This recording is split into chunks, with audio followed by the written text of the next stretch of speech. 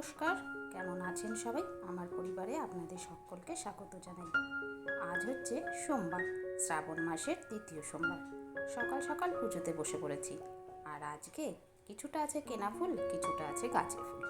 বোনের বাড়ি আগের দিন যাওয়া হয়েছিল, তো সেখান থেকে ফুল আনা হয়েছে। ওই যে প্যাকেটের ফুলগুলো দেখছেন, এগুলো হচ্ছে কেনা ফুল। আর পাশে যে আকন্দ ফুল, বেলপাতা, এগুলো সব বোনের বাড়ি থেকে আনা হয়েছে। আর সঙ্গে ধুতরা ফুলও দিয়েছে।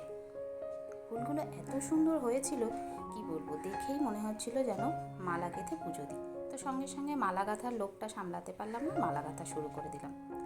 আগে আমাদের বাড়িতে ছোটোবেলায় অনেক মালা গাঁথা চল ছিল বলতে আমাদের বাড়িতে 12 মাসে 13 পার্বণ লেগেই থাকতো।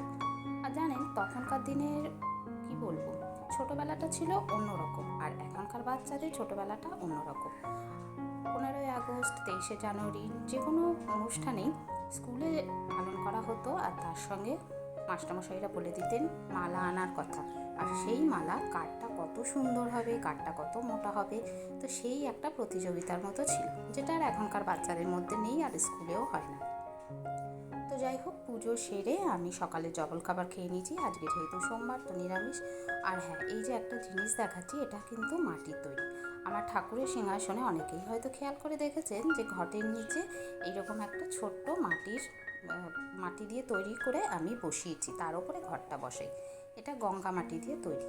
তো আমার এই ঠাকুরের সিংহাসনে দেখে আমার মামি শাশুড়ির এত পছন্দ হয়েছে, সেও আমাকে আরেকটা বানিয়ে দিতে বলেছে। তো আমি কিছুদিন আগে বাড়িতে গেছিলাম, সেখান থেকে আরেকটা নিয়ে এসে রং করে দিয়েছি। যদিও রংটা অতটা ভালো হয়নি, তো তাই যাই হোক, মানে একটু সুন্দর লাগার নিয়ে কথা, তো সেই কারণেই আমি এরকম একটুখানি রং করে দিয়েছি। রান্না মোটামুটি কমপ্লিট হয়ে গেছে। তো রান্নার সব তরকারিগুলো টেবিলে রাখার আগে ভাবলাম একটু টেবিলটা মুছে নিই। এদিকে কাজকর্ম প্রায় শেষের দিকে, আর এরপরে কিছুটা কাজ বাকি আছে, সেগুলো করে নিলেই ব্যাস, আজকের দুপুরের মতো কাজ কমপ্লিট। বরমশাই এনেছেন কিছুটা ফল, তো সেইগুলো এখন গুছিয়ে রেখে দিতে হবে। এই জিনিসগুলো না সময় মতো না গোছালে আর হয়েই ওঠে না। আর এই যে জোয়ানের কৌটোটা এত ভালো খেতে, কিন্তু কি বলুন তো, এই যে নুন অতিরিক্ত দেওয়া থাকে, তো সেই নুনগুলোকে আমি কি করি, সব কেনার পরেই একটুখানি নুনগুলো ঝেড়ে ফেলে দিই, তারপরে একদম পারফেক্ট খেতে লাগে।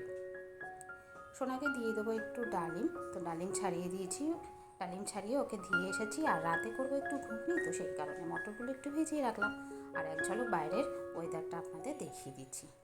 আজকে দুপুরে করেছি আলু সেদ্ধ, বড়া, তার সঙ্গে একটা ভাজা, চিচিঙ্গা ভাজা করেছিলাম। তবে জানেন, আমার না আলু সেদ্ধ আর ঘিটাই যেন বেশি ভালো লাগে। যদিও আজকে একটু ভাজা লঙ্কা দিয়ে মেখে দিয়েছিলাম, তো যাই হোক, আমার আবার কাঁচা লঙ্কা দিয়ে বেশি ভালো লাগে। বিকেলবেলা অনেক দিন বাদে একটু ছাদে এসেছি, আর পাশের বাড়ির ছাদে এত গাছ, কি বলবো। আর ছাদে এসে সত্যি মনটা খুব ভালো হয়ে গেল। এই যে রামধনুটা, জানি না ফোনে কতটা বোঝা যাচ্ছে, কিন্তু এতটা অপরূপ লাগছিল, কি বলবো, দারুণ লাগছিল। তো বাইরের আকাশটা একটু দেখিয়ে দিলাম, আর মেঘলা ওয়েদার। ঘরে এসে দেখি বরমশাই নিয়ে এসেছে পনির আর ডিম। তো এগুলো এখন আবার গুছিয়ে রাখতে হবে। আর রাতে এখন করছি রুটি। সন্ধ্যার পর থেকে অনেকগুলো কাজকর্ম সেরে নিয়েছি, আর সোনাকে পড়ানোও হয়ে গেছে। আর আমার রুটিগুলো না করার পরে একটু শক্ত শক্ত হয়ে যায়, তো সেই কারণে আমি কী করি, একটু গরম জলে ভিজিয়ে তারপরে কিছুক্ষণ এইরকম পাখার নিচে রেখে দিই। এইরকমভাবে রাখলে মানে সকালে করলেও সেই রুটির রাতে খাওয়া যায়, এরকম একটা ব্যাপার। না হলে আমার রুটি নরম হয় না। তো এই যে এই সদস্যগুলো এদের এনে আনা হয়েছে নতুন, আগে একজন ছিল, এখন তার সঙ্গে আরও বন্ধু সব যোগ হয়েছে। তো এরা এখন খেলা করুক, আর কিছুটা খাবার দিয়ে দেবো এখন। আজকের ব্লগটা এই পর্যন্তই। কেমন লাগলো অবশ্যই জানাবেন। যদি ভালো লাগে থাকে প্লিজ একটা লাইক, একটা কমেন্ট করে দেবেন, আর বন্ধু হয়ে পাশে থাকবেন।